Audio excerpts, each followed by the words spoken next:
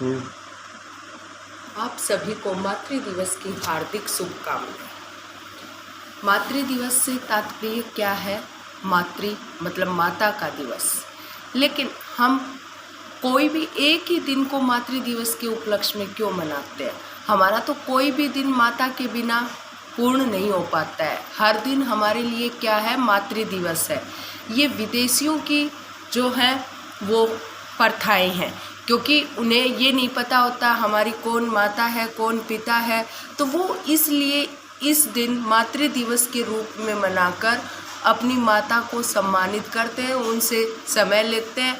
और हमारे तो दिन की शुरुआत माँ से होती है और दिन का जो अस्त होता है दिन वो भी माँ के से ही होता है।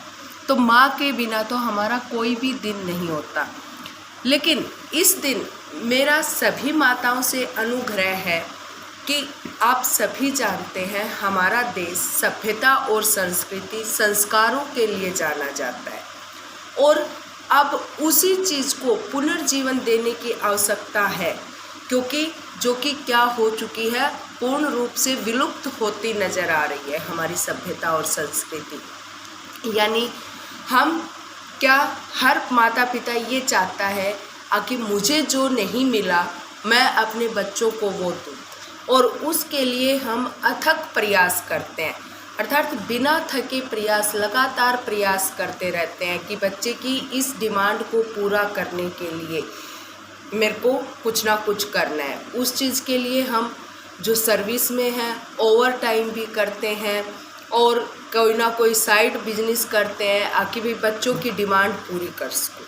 बच्चों की डिमांड पूरी करने के चक्कर में वो उन्हें अपना 1 मिनट का भी समय नहीं दे पाते हैं बच्चों को। लेकिन मैं आपसे ये कहना चाहूँगी कि हम सभी ये तो प्रयास कर रहे हैं कि हमें जो नहीं मिला वो हम अपने बच्चों को दें, लेकिन कभी आपने ये सोचा है कि पहले हम वो दें इनको जो हमें मिला है? हमें क्या मिला है? हमें संस्कार। क्या? संस्कार। तो आज का विषय क्या रहेगा कि संस्कार।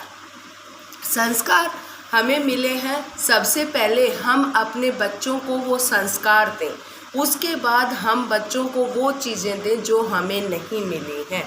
अगर मान लिया आप बच्चे की डिमांड पर उसे एक खिलौना नहीं दिलवा पाओगे तो वो कुछ समय के लिए अवश्य रोएगा। आपको भी ऐसा लगेगा कि देखो मैं मजबूर हूँ, मैं बच्चे को खिलौना नहीं दिलवा सका। हाँ, लेकिन कुछ समय के बाद वो बच्चा रोकर अपने आप से शांत हो जाएगा। लेकिन अगर हम बच्चे को संस्कार नहीं दे पाएंगे तो वो आजीवन रोएगा, पूरे जीवन रोएगा। अब आप देखो, फिर आप भी प्रायश्चित करेंगे कि उस समय मैंने अपने बच्चे को संस्कार नहीं दिए, और संस्कारों के अभाव के कारण ही आज हमारे देश में ऐसे भ्रष्टाचार, आतंकवाद फैला हुआ है। क्यों? क्योंकि हमारे बच्चों के ऊपर कंपनी का प्रभाव पड़ रहा है।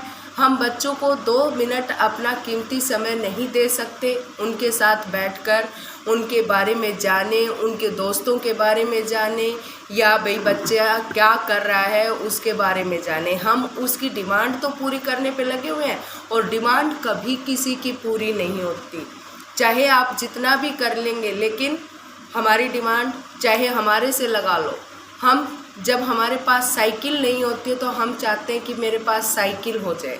साइकिल जब हमें प्राप्त हो जाती है तो हम सोचते हैं कि बाइक होनी चाहिए। बाइक भी हो जाती है तो बढ़िया वाली बाइक, गाड़ी, ऐसे कभी किसी की कोई डिमांड पूरी हो ही नहीं सकती।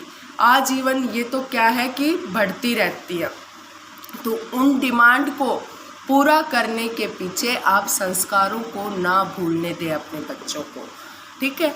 तो अब मैं आपको एक सत्य घटना पर आधारित एक बात बताना चाहती हूँ। अगर आपको अच्छी लगे तो उसे शेयर करें दूसरों के साथ, और ऐसी स्थिति हमारे साथ किसी के साथ भी, ऐसी परिस्थितियाँ किसी के साथ भी ना आए, उस चीज़ का मद्देनज़र रखें। हमारे वैसे धर्म का मैं किसी का नाम नहीं लेना चाहूँगी, लेकिन फिर भी आप समझ सकते हैं कि एक धर्म की लड़की किसी दूसरे धर्म के लड़के के साथ भागकर शादी कर लेती है, दूसरे धर्म के लड़के के साथ शादी कर लेती है। उसके जो पिता के क्या थे, अजीज मित्र थे, जिगरी जो दोस्त थे, वो उसको आकर के कहता है कि मेरे साथ ऐसा ऐसा हो गया, मेरी बेटी घर से भाग गई और पता नहीं कहाँ है। उसके मित्र ने बड़े ही प्रयास से उस लड़की को ढूंढने की कोशिश की। उसे पता चला कि वो किसी दूसरे धर्म के लड़के के साथ शादी कर चुकी है।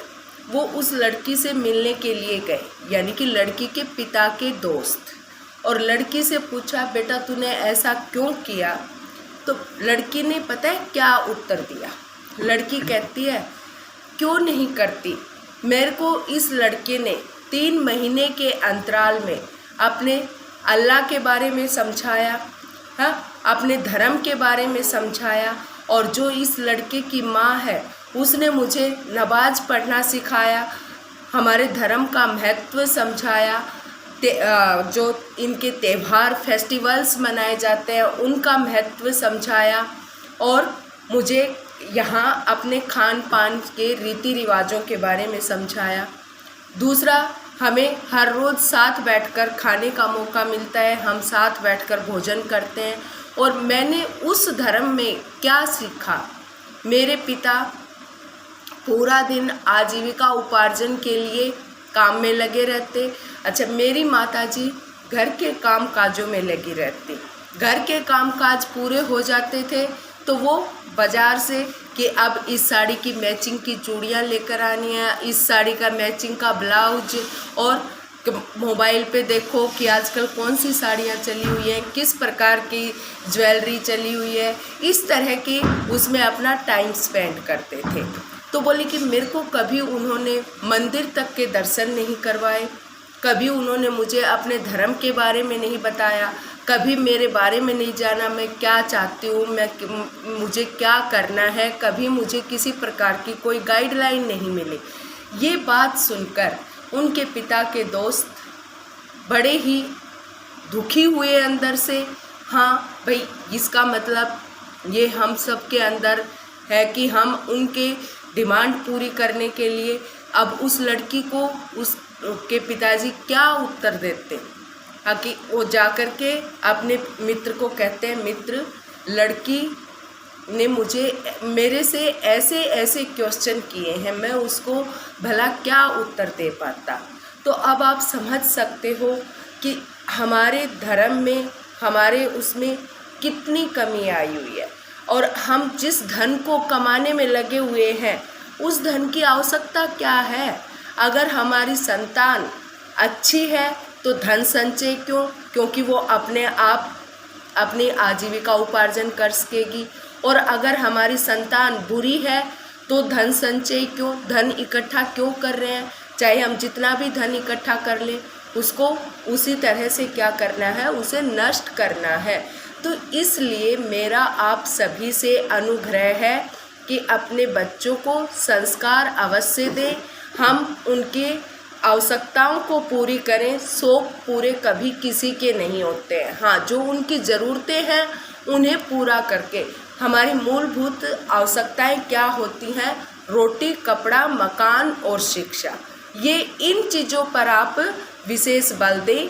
बाकी बच्चों की डिमांड को इग्नोर करके आप उन्हें, जो आप ओवर टाइम करके अपना टाइम स्पेंड कर रहे हैं बच्चों की डिमांड पूरी करने के लिए, और इधर से उधर भाग रहे हो आजीविका उपार्जन के लिए, उसे छोड़कर थोड़ा समय अपने बच्चों को दें, और जो हमें संस्कार मिले हैं वो संस्कार हम अपने बच्चों को दें। धन्यवाद।